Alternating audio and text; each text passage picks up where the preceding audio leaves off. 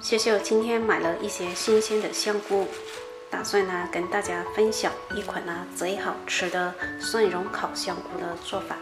我们先将香菇的蒂剪掉，加适量的盐，再倒入适量的清水，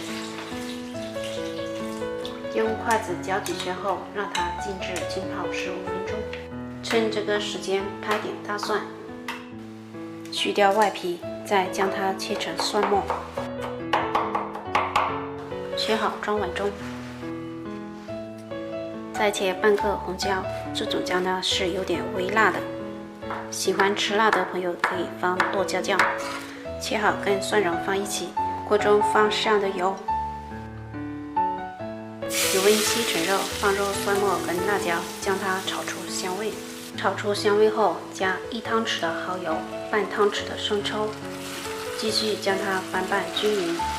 最后加入适量的清水，将它煮开，这样我们就可以关火啦。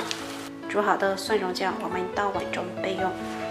接下来我们将泡好的香菇里里外外认真的清洗一下，将洗出的脏水倒出，继续用清水冲洗干净。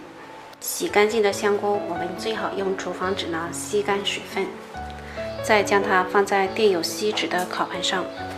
香菇摆好之后，我们将刚才做好的蒜蓉酱装到香菇里面来，放入提前预热好的烤箱，上下火中从180度烤15分钟。